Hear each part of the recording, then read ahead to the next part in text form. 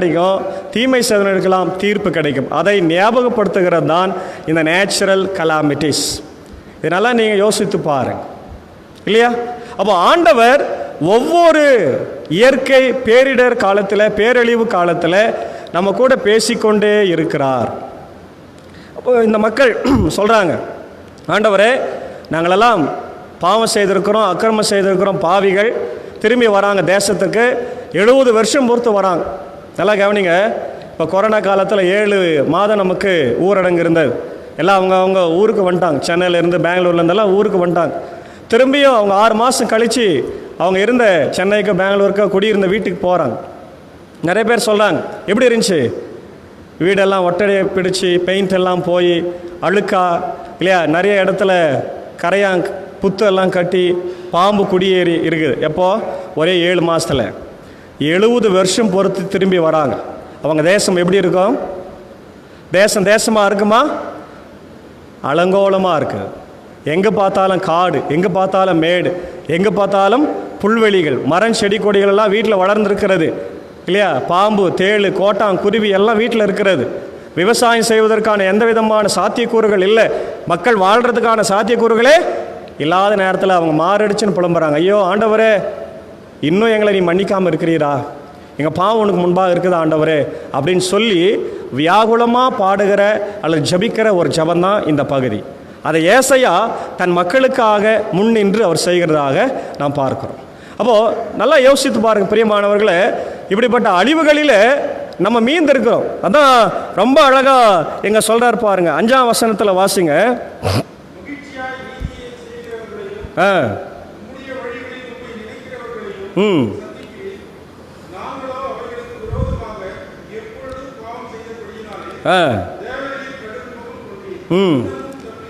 அவர் நம்ம மேல கோபம் கொண்டார், கடும் கோபம் கொண்டிருக்கிறார். ஆனாலும் இன்னைக்கு நம்ம உயிரோடு இருக்கிறோமா? கொரோனா வந்துச்சு உயிரோடு இருக்கிறோம், நிவர் வந்துச்சு உயிரோடு இருக்கிறோம், இன்னொரு புயல் வருது உயிரோடு இருக்கிறோமா? தெரியாது. இருப்போம். கடவுள் நிச்சயமாக நம்மளை வைப்பார். ஏன்? நம்மளை நேசிக்கிற ஆண்டவர். ஆமென். நோவாவை அந்த காலத்தில் அந்த உலகத்தை படைத்து அவர் அழிக்கிற போது எவ்வளோ வேதனைப்பட்டார் தெரியுமா? அந்த பகுதியை படித்து பாருங்க. அவ்வளோ மன வேதனைப்பட்டார். ஏன்னா ரசித்து ரசித்து படைத்த ஆண்டவர் மனிதனை அவ்வளோ அழகாக படைக்கிறார். அவன் கேடு கெட்டவனா, தீமை செய்கிறவனா, கடவுளுக்கு விரோதமா, விக்கிரக ஆராதனைக்காரனா இல்லையா, பாவம் செய்கிறவனா, காம விகாரனா அவன் மாறுகிற போது ஆண்டவர் மிகுந்த கோபம் கொண்டு உலகத்தை அழிக்கார். ஆனால் அதே நேரத்தில் நீதிமானாய் உத்தமனாய் இருந்த நோவாவையும் உடைய குடும்பத்தாரையும் பாதுகாக்கிறார். இதுதாங்க நியாய தீர்ப்பில் நடக்கும். யாரானா இருக்கட்டும், நானானா இருக்கட்டும், என்னுடைய குடும்பமாக இருக்கட்டும், நீதிமானாய் உத்தமனாய் நான் வாழலைன்னு சொன்னால், if I am a pastor also, the judgment surely come to my home. என்னுடைய வீட்டுக்கு வரும். அதில் எந்த மாற்று கருத்தும் இல்லை. நான் யாராக இருந்தாலும் சரி, ஆண்டவர் வருகைக்குள்ளாக நான் மனம் மாற வேண்டும். அதனால்தான் இங்கே ஏசையா தன் மக்களுக்காக கதறுகிறார். ஆண்டவரே அவர்களை திருப்பி கொண்டு வாரும். பாருங்க, அவங்க சொல்றாங்க எங்கள் பாவங்களை எல்லாம் எப்படி இருக்குது பாருங்க. வாசிங்க 6ஆம் வசனம். தீட்டானவர்கள் போல் இருக்கிறோம், அழுக்கான கந்தை. நாங்கள்லாம் தீட்டானவர்கள். இன்றைக்கு இந்த தீட்டு என்கின்ற வார்த்தை நமக்கு அருவருப்பை ஏற்படுத்துகிறது இல்லையா?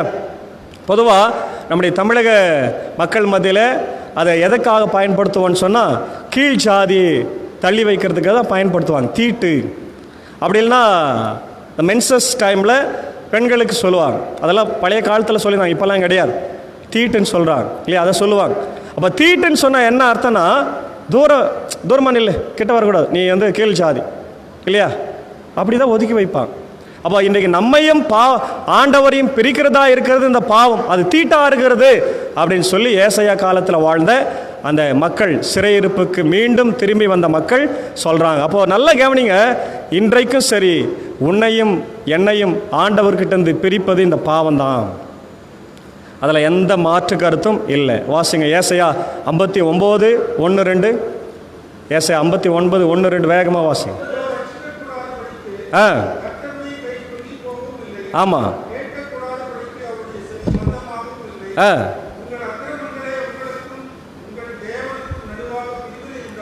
ஆமாங்க. வேற ஒன்றும் இல்லை.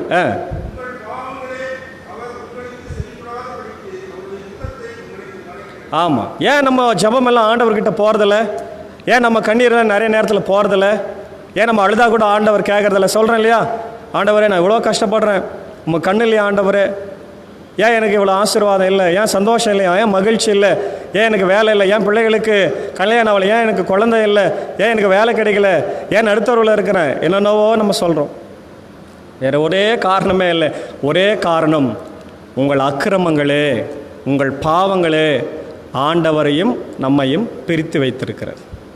அதனால தான் பவுல் சொல்கிறார் எபேசியரில், பகையாகிய நடுசுவரை இடித்து சிலுவையின் வழியாக கடவுள் நமக்கு கிறிஸ்துவை தந்து ரட்சிப்பை கொடுத்தார். ஆமேன். இந்த பகையாகிய நடுசுவரை, பாவம் என்கிற சுவரை ஏசாமி தாங்க நமக்கு மாற்றி தர முடியும், வேற யாராலும் முடியாது. அதற்கு நாம் செய்ய வேண்டிய ஒன்றே ஒன்று என்ன தெரியுமா? பாவ அறிக்கை செய்ய வேண்டும். அதை தான் இஸ்ரவேல் மக்கள் பின்னாடி செய்கிறாங்க. பாருங்க, 7:8 வாசம்.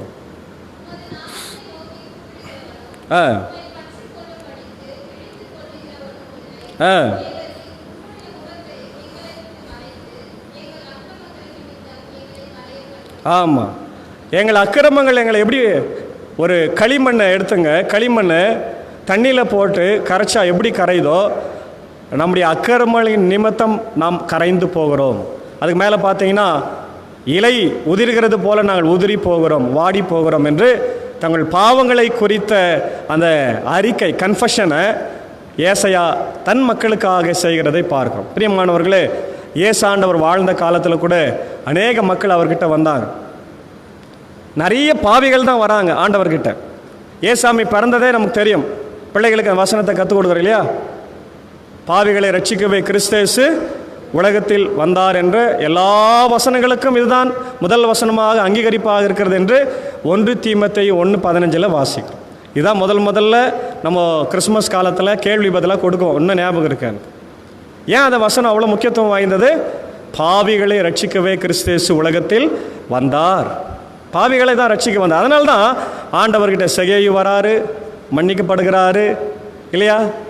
லாசருடைய குடும்பத்தில் மரியாள் விபச்சாரம் செய்து பாலியல் தொழில் செய்து அவங்க வாழ்கிறாங்க, அவங்க மனம் திரும்புகிறாங்க, நலதம் என்ற தைலத்தை ஊற்றுறாங்க, அவங்க ரட்சிக்கப்படுறாங்க இல்லையா?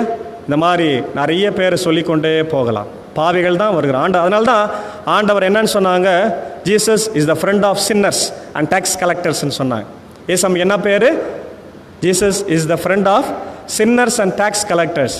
அவர் பாவிகளுடைய நண்பராக வரி வசூலிக்கிற வீட்டுக்கெல்லாம் போய் சாப்பிட்டுக்கிறாருப்பா, அவர் விருந்து சாப்பிட்றாரு, கறி சாப்பிட்றாருன்னு சொன்னாங்க.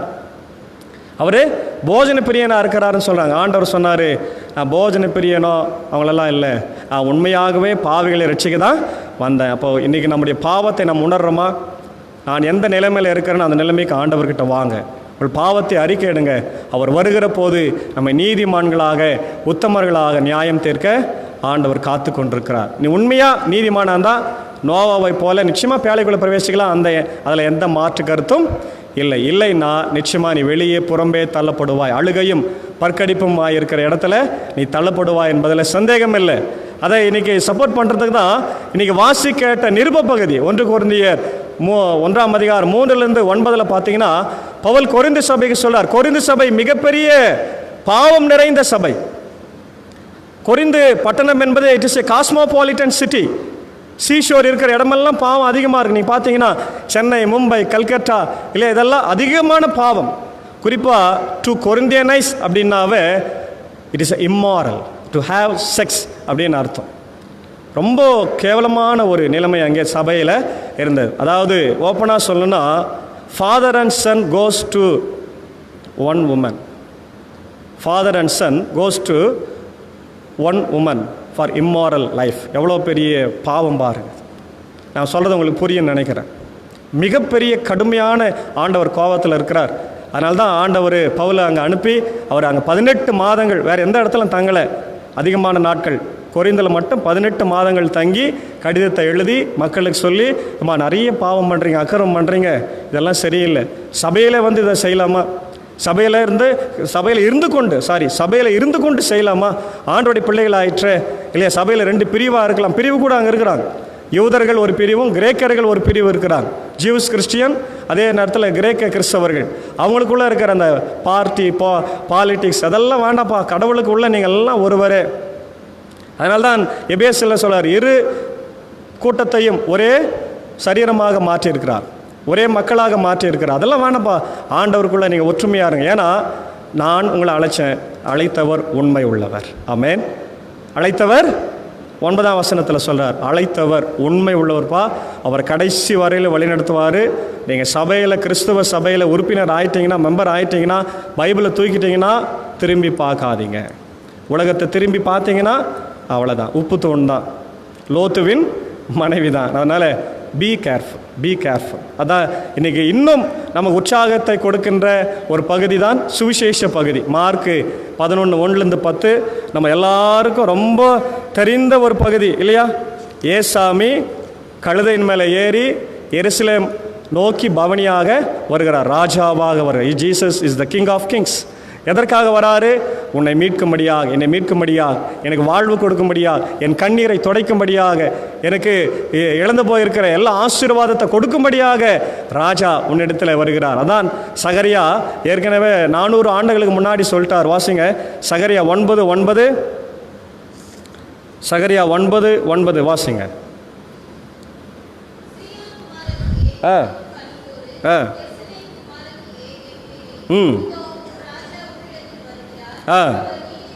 அவர் எப்படிப்பட்டவர்?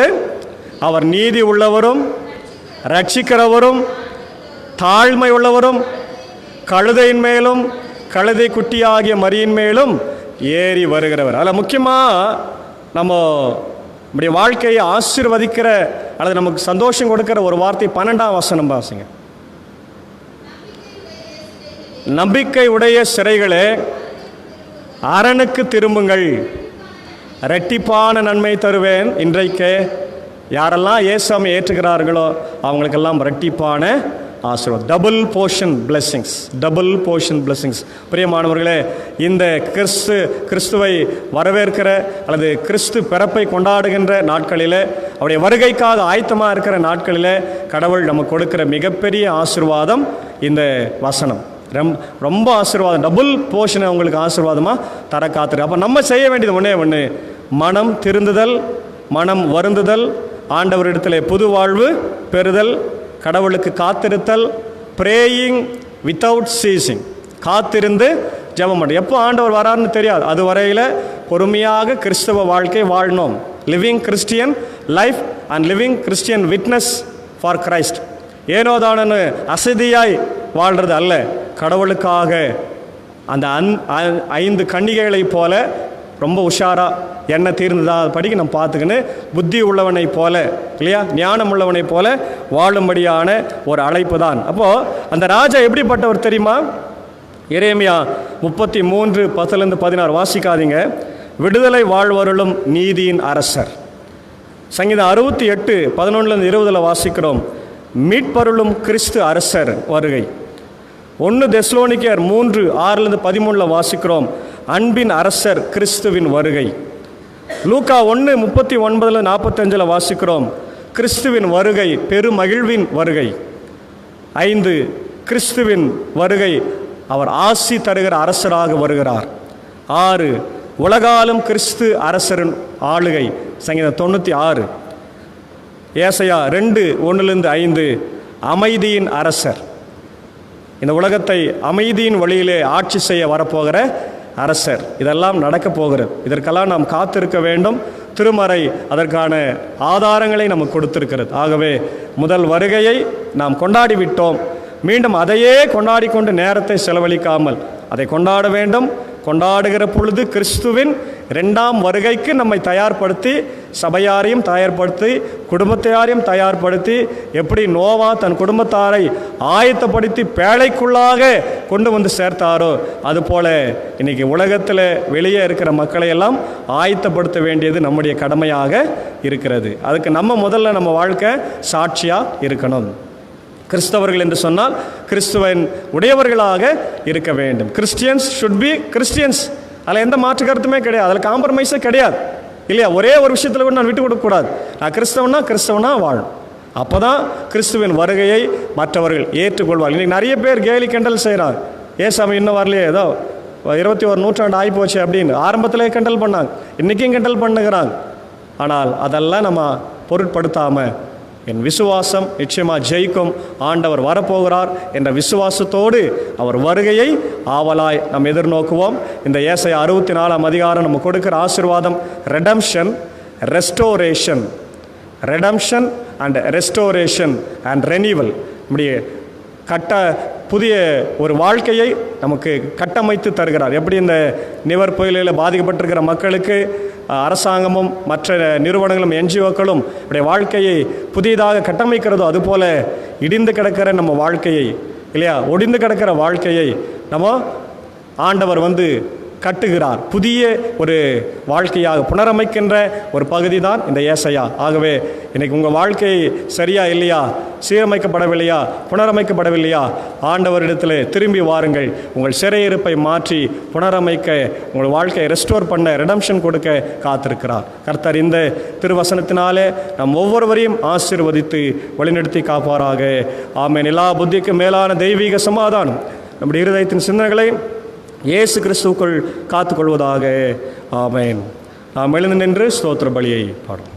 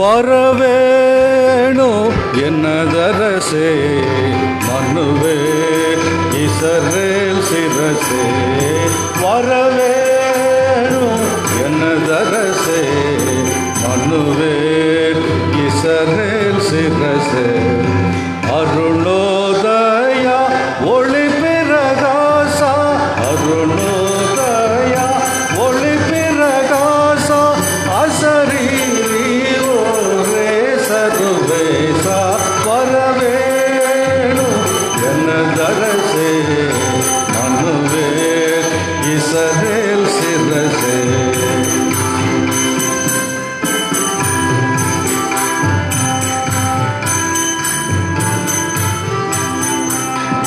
வேதா கருணாகரா மெய்யான பராவரா ஆதார நிராகரா அன்பான சகோதரா ஆதா உந்தா சகலமு நீயே ஆதா உந்தா சகலமு நீயே நாதா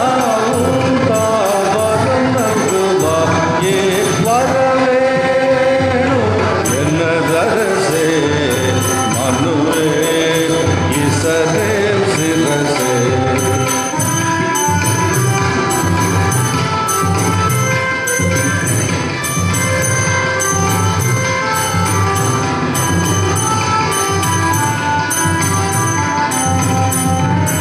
படியோர் பவமோசனா பரலோக சிம்மாசனா முடியா தருள்போசனா முதன்மாமரை வாசனா இடைய குடிலிடை மேவி எழுந்தாய் இடைய குடிலிடை மேவி எழுந்தாய் இமையவர் அடித்தொழு மேன்மையில் எந்தாய் வரவேணும் என்னதரசே மனுவே இஸ்ரவேல் சிரசே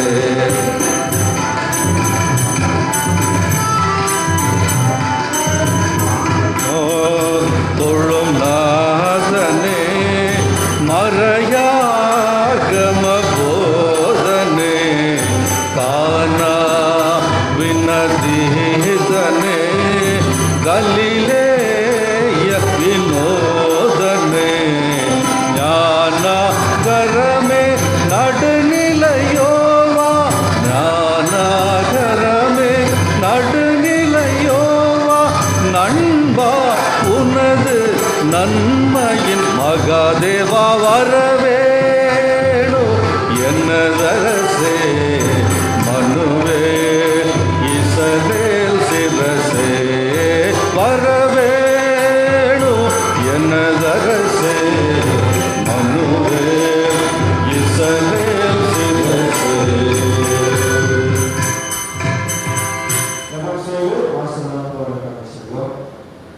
சகோதரருக்கும் வல்லவரே, நான் உறுதியான விசுவாசத்தில் ஊழியம் செய்யணும். உம்முடைய நாமத்தை அறிக்கையிடுவதில் முடிவுரையும் நிலைத்திருக்கிறோம். உமது வார்த்தையை கட்டப்படாமல் அதன் தன்மைக்கு ஏற்றபடி தாராளமாய் கிறிஸ்துவுடைய பரிசுத்த ஜனத்தின் மகிழ்ச்சிக்கும் வளர்ச்சிக்கும் பிரசிக்கப்படும்படி உம்முடைய பரிசுத்த ஆலயங்களையும் பரத்திலிருந்து வருகிற நிலையான ஞானத்தில் உம்முடைய திருச்சபைக்கு தந்தல் வேண்டும் என்று வேண்டுகிறோம். இந்த நாளில் கூட ஆண்டவரே, நாங்கள் என்னுடைய கைகளிலிருந்து சமாதானத்திலிருந்து படைத்திருக்கிற இந்த எளிமையான காணிக்கையை ஏற்று ஆசீர்வதி கொடுத்த எல்லா குடும்பங்களையும் ஆசீர்வதி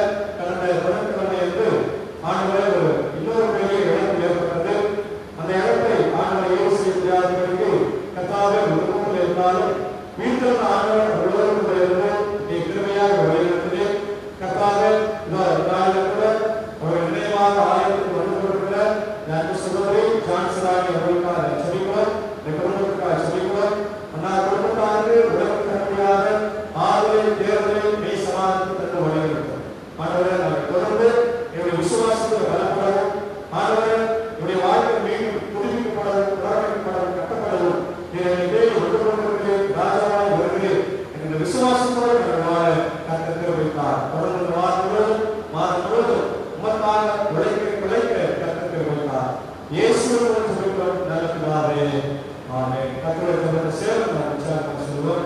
பரமபிதாவே நாம் விசுத்தப்படுவார், ராஜ்யம் வருவார். விசுத்த மரணத்திலே சேர்ப்பது போல உங்களை சேர்ப்படுவார். அந்த வேலை யாரால் பெற்றுக்கொண்டிருப்பார் என்ற காரியங்கள் திரும்ப விசுவாசமாக சேர்ந்த ரசிகர்களும் ராஜ்யம் வல்லமை மகிமை நினைத்திலே சுவாமி. ஆமென். எழுந்து கண்டு ஆசீர்வாதம்.